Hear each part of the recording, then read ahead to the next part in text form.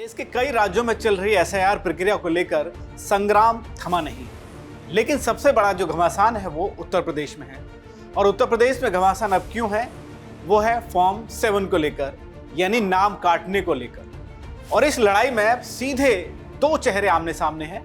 उनमें एक हैं मुख्यमंत्री योगी आदित्यनाथ और दूसरे समाजवादी पार्टी के मुखिया अखिलेश यादव। समाजवादी पार्टी के मुखिया अखिलेश यादव का साफ तौर पर आरोप यह है कि हमारे लोगों के, हमारे वोटरों के बड़ी संख्या में वोट काटे जा रहे हैं फॉर्म 7 के जरिए।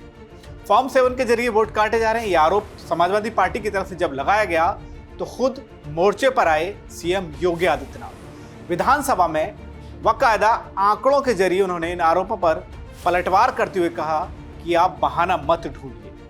तो क्या है फॉर्म 7 की लड़ाई, कैसे होती है ये अप्लाई, और कैसे कर सकता है इसमें आपका भी नाम, बताएंगे पूरी स्टोरी। तो आप जुड़िए मेरे साथ, क्योंकि इसमें सबसे बड़ी जो कहानी है वो फॉर्म 7 को लेकर क्या कहानी है। तो सबसे पहले आपको फॉर्म 7 का रूप, स्वरूप और उसका हाल बताते हैं कि इसमें होता क्या है। सबसे पहले आपको फॉर्म 7 का रूप स्वरूप दिखाते हैं कि है क्या। ये एक फॉर्म 7 है जिसको लेकर सबसे ज्यादा जो बवाल मचा हुआ है। इसका अगर आप देखें तो इसको सीधी एक, इसने जो चुनाव आयोग की भाषा में सीधा कहा जाता है ऑब्जेक्शन ऑफ इल्यूजन। ये फॉर्म 7, यहां पर अगर आपको स्थानीय निवासी को किसी से कोई शक है कि इस नाम का वोटर यहाँ है नहीं है, वो चला गया है, उसकी मृत्यु हो गई है, तमाम चीजें हो सकती हैं, और उसका नाम लगातार वोटर लिस्ट में है और उसकी जगह कोई और वोट डाल रहा है, तो फॉर्म 7 ये आपको बीएलओ से मिलेगा।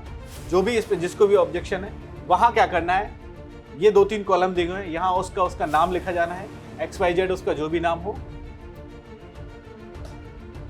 उसका संसदीय क्षेत्र का नाम। अब जो भी आवेदक है, इसमें कोई भी नाम हो सकता है कि वो जिसने इसको लेकर उसका एक नंबर हो, उससे किसी एक रिलेटिव का भी नंबर, ऐसा नहीं कि किसी ने भी कर दिया और वो इस तरह से हो जाएगा, तो उसके किसी रिलेटिव का नंबर इसमें लिखा जाना है। अब आती है बात कारण, किस कारण से, क्यों फॉर्म 7 अप्लाई किया गया है, क्यों ये ऑब्जेक्शन उठाया गया है, क्या कोई वजह, उसमें वजह या तो ये मृत्यु हो सकती है, अवयस्क हो सकता है, अनुपस्थिति, यानी हो सकता है वो आदमी उस इलाके से चला गया है, बावजूद उसका नाम वोटर लिस्ट में है और लगातार उसके नाम पर वोट डाले जा रहे हैं। तो ये सारी डिटेल्स उसमें, या वो भारत का नागरिक है कि नहीं है, पहले से कहीं नामांकित है, ये सारी चीजें हुई। अब क्या है उसमें, लेकिन प्रमाण भी आपको देने पड़ेंगे। ऐसा नहीं कि किसी ने भी ऑब्जेक्शन कर दिया, किसी ने भी आवेदन भर दिया, फॉर्म 7 का हो गया और आपका नाम आसानी से कट जाएगा। उसमें यह भी हो सकता है कि कम से कम उनके सर्टिफिकेट्स वगैरह देने होंगे, उसकी डिटेल ये देनी है, उसका नाम, गांव का नाम क्या है, पिन कोड क्या है, उसका घर, डाकघर का पता क्या है, तहसील का पता क्या है, ये सारी डिटेल्स इसमें आनी है। तारीख, जब वो अप्लाई किया गया है, यहाँ पर उसकी तारीख, और ये स्थान किस जगह से, कौन सा आपका विधानसभा क्षेत्र है, कौन सा आपका जो है वार्ड पड़ता है, ये सारी चीज़ें होने के बाद ये यहाँ आपको करना है, यहाँ आपका बीएलओ आपको सिग्नेचर करके देगा। अब ये तो हुई फॉर्म की बात, लेकिन इस फॉर्म के को लेकर भी एक बवाल है। बवाल ये है कि लगातार कहा यह जा रहा है कि एक एक आदमी कई लोगों के नाम काटने के लिए फॉर्म भर रहा है, जैसा कि समाजवादी पार्टी का आरोप है। हालांकि चुनाव आयोग ने एक आंकड़ा भी दिया है कि उनके पास जो आंकड़े आए हैं उसमें सबसे ज्यादा कह सकते हैं कि इतने हैं, लेकिन करीब 5000 से ज्यादा के करीब का कुछ आंकड़ा है। जो अब सवाल ये उठ रहा है कि किसने कितने फॉर्म भरे हैं। दरअसल चुनाव आयोग का जो आंकड़ा है कि करीब 5 लाख से ज्यादा बीएलए हैं और 1627 के करीब ये 7 फॉर्म भरे गए हैं, फॉर्म 7, जिसको लेकर सारा बवाल है। 1500 के करीब जिसमें जो है बीजेपी की तरफ से भरे गए, समाजवादी पार्टी की तरफ से भी करीब 7-8 फॉर्म भरे गए हैं। लेकिन आरोप प्रत्यारोप में चल क्या रहा है? चल ये रहा है, अखिलेश यादव ने एक ट्वीट किया। अखिलेश यादव ने ट्वीट किया है कि ये जो पूरा फॉर्म 7 का जाल है, इस फॉर्म 7 के जाल में सबसे ज्यादा वोट उन्हीं की पार्टी के, उन्हीं के मतदाताओं के काटे गए। यानी जो पीडीए के लोग हैं उनके वोट फॉर्म 7 को का इस्तेमाल उनके वोटरों को हटाने के लिए किया गया है। आंकड़े लगातार चुनाव आयोग पर, हालांकि वो निशाना उन्होंने अपने तंज में कहा है कि वो कबूतरी बन गए हैं, किस तरह की चीजें उन्होंने इस्तेमाल की है। अखिलेश यादव कह रहे हैं कि देखिए, चुनाव आयोग ने आंख बंद कर ली है कबूतर की तरह, इसलिए वो हमारी शिकायतों पर उन पर ध्यान नहीं दे रहे हैं। एक डेलीगेशन भी गया था और उनका साफ तौर पर इसमें भी यही कहना है कि सबसे ज़्यादा जो वोट कटे हैं वो पीडीए, इसमें पिछड़े हैं, दलित और अल्पसंख्यक हैं, ये नाम उनके कटे हैं। नाम कटवाने वालों की उन्होंने कुछ जातियों की एक लिस्ट भी बनाई है, कहीं लिखा है कि कुर्मी, पटेल, पाल, मौर्य, लोध, यादव, पासवान, मल्ला, कश्यप, केवट, कुम्हार, प्रजापति, सोनकर, कोरी, अंसारी, भारती, पटेल, कनौजिया, बिंद, सेंथवार, भर, राजभर, कुंजरा, रसील, गुर्जर, गडेरिया, गद्दी, घोसी, माली, सैनी। तो उन्होंने कहा कि कहीं कहीं ये नाम अलग अलग, मतलब कहीं पर उनको इस तरह से पुकारा जा रहा है, कहीं उनको मनिहार बोलते हैं, कहीं काचर, कहीं हज्जाम, कहीं सलमानी, कहीं तेली, कहीं समानी, रोंगर, धोबी, लाखेर, जाट। लेकिन कुल मिलाकर जो उनका कहने का मतलब है वो यही है कि सबसे ज़्यादा वोट इस पूरे मामले में वो पीडीए के काटे गए हैं। एक आंकड़ा है कि साहब अगर फॉर्म 7 का यूज़ किया जाए बीएलए के जरिए इतना हुआ है, और वो भी एसआईआर से पहले, और एसआईआर का जब मामला पूरा आ गया है तो उसके बाद में ये आंकड़ा है। अब इसके बाद फिर अखिलेश यादव ने एक और ट्वीट किया है। अखिलेश यादव लिख रहे हैं कि ये भाजपा का फर्जीनामा और चुनाव आयोग की आंख बंद है, मतलब वो दोनों को कटघरे में ले रहे हैं, दोनों पर निशाना साध रहे हैं। हालांकि बाद में उनका ये भी है कि साहब एक भी वोट कटेगा नहीं, एक भी वोट हमारा बटेगा नहीं, पीडीए प्रहरी हमारे लगे हुए हैं। ये सब तो हो गया संग्राम। हम जो कह रहे थे कि अब अखिलेश यादव और खुद सीएम योगी आदित्यनाथ मोर्चे पर उतर आए हैं, वो इसलिए कह रहे हैं कि इन दोनों के बीच जब रार हुई, इस लड़ाई में सीधे तौर पर आमने सामने आ गए हैं सीएम योगी आदित्यनाथ और अखिलेश यादव। अखिलेश यादव ने क्या वार किया था और सीएम योगी आदित्यनाथ ने क्या पलटवार किया है, पहले वो सुनिए। केवल मुसलमानों का, केवल पिछड़ों का, केवल दलितों का, आदिवासियों का, और खासकर जो पढ़ाई लिखाई नहीं समझ सकते हैं, जो हमारे पिछड़े हैं, चाहे वो निषाद हो, कश्यप हो, बाथम हो, राजभर हो, प्रजापति हो, पाल हो, तमाम जातियां जो गरीब हैं और जो पढ़ नहीं सकते, उनका ये तरीका निकालने के फॉर्म 7 से नोटिस दो। और अब क्योंकि फॉर्म 7 में पकड़े जा रहे हैं तो फॉर्म 7 जो गलती करते हैं उसमें कार्रवाई नहीं कर रहे हैं, अब ये नोटिस भिजवा रहे हैं, जिससे गरीब आदमी अपना काम छोड़ के फॉर्म भरने लगे। योगी आदित्यनाथ ने कल कहा है कि वंदे मातरम का आप लोग हर एक सेक्टर में गुमराह कर रहे हैं। किस रूप में गुमराह कर रहे हैं, और गुमराह करने के आपके तौर तरीके किस रूप में हैं, हमें भौचक होता है। आप लोग सदन की कार्रवाई को भंग करते हैं, यानी एसआईआर की कार्रवाई चल रही है भारत निर्वाचन आयोग के मार्गदर्शन में, ये लोग विरोध करते हैं, विरोध करते हैं कि एसआईआर की कार्रवाई नहीं होनी चाहिए। उत्तर प्रदेश के अंदर अब तक ईएसडी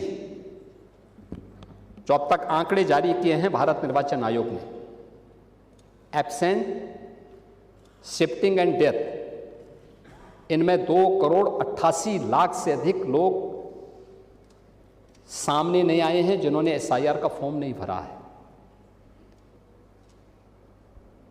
इनमें से 46,23,000 तो केवल मृतक हैं जिनके नाम पे लोग वोट डालते थे। 1,39,00,000 ये वे हैं जो परमानेंटली शिफ्टेड हैं, उनके नाम पे लोग वोट डालते थे। 25,47,000 डुप्लीकेट है। लगभग 80 लाख ये एब्सेंट है, यानी इसका मतलब वो है ही नहीं, या उनको जबरदस्ती नाम बना करके बढ़ा करके कर दिया गया, और बाकी कुछ अन्य श्रेणी के हैं। 2,88,00,000 अब तक आए हैं। दूसरा, फॉर्म 7 कोई भी किसी के नाम पे अगर देता है, भारत निर्वाचन आयोग उसका वेरिफिकेशन करा रहा है। अगर कोई फिजिकली प्रस्तुत हो रहा है कि साहब ये फॉर्म 7 गलत है, मैं हूं, तो फॉर्म 7 वहीं पे रिजेक्ट हो रहा है। क्यों वातावरण खराब कर रहे हैं आप लोग? कोई व्यक्ति एक पारदर्शी व्यवस्था चाहता है तो आप लोग पारदर्शी व्यवस्था के समर्थन नहीं करते, अच्छा कार्य नहीं होने देते, न अच्छा काम किया है न अच्छा काम करने देंगे। तो ये पूरा विवाद है और जो पूरा बवाल है उसके केंद्र में है फॉर्म 7। तो ये कैसे काम करता है, किसको मिल सकता है और किस तरह ये अप्लाई हो सकता है। सबसे पहले चीज ये बताते हैं, फॉर्म 7 मिलेगा किसको, कहां से मिल सकता है? ये BLO द्वारा। किसी को अगर किसी के नाम पर आपत्ति है या अपना भी नाम हटवाना है तो आपको BLO से ये फॉर्म लेना पड़ेगा। दूसरा, आपत्ति क्या है, यानी जो भी ऑब्जेक्शन है, क्यों हटवाना है नाम, ये उसमें बताना पड़ेगा। उसकी पूरी डिटेल आपको देनी पड़ेगी। जिसका भी नाम हटना है, चाहे वो खुद का नाम हटना है, खुद का नाम हटने का मतलब है कि आप कहीं दूसरी जगह चले गए, कोई किसी और को ऑब्जेक्शन है तो या तो वही कारण कि या तो उसकी मौत हो गई है या फिर वो वहाँ का स्थायी नागरिक नहीं है या उसके नाम पर फर्जी वोट डाले जा रहे हैं।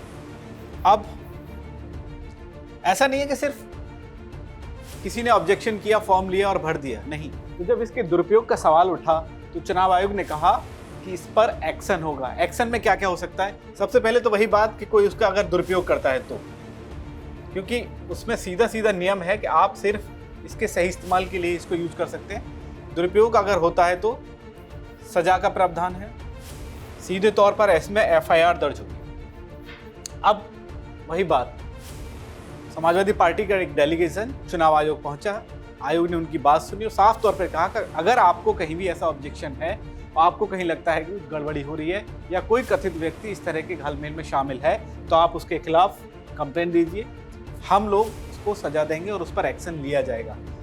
बात वही आती है निकल के कि ये कब किया जा सकता है, कैसे किया जा सकता है, क्यों किया जा सकता है। इससे पहले ही मैंने आपको बताया था सीधे तौर पर कि इसको BLO ही जारी करता है। नाम हटवाने या नाम जुड़वाने के लिए इसका इस्तेमाल होना है सीधे तौर पर। कारण वही है उसमें कि या तो उस आदमी की मृत्यु हो गई है, वो कहीं चला गया है दूसरी जगह, या फिर वो जो है वहाँ का स्थानीय निवासी नहीं है, मतलब उसके नाम पर फर्जी वोटिंग हो रही है। ये इन सब कारणों पर इसका इस्तेमाल हो रहा है। तो ये पूरा जो लफड़ा है, पूरा जो विवाद है फॉर्म 7 का, वो यही है। लेकिन अब जो लड़ाई हुई है वो सीधे तौर पर CM योगी आदित्यनाथ और अखिलेश यादव के बीच हो रही है।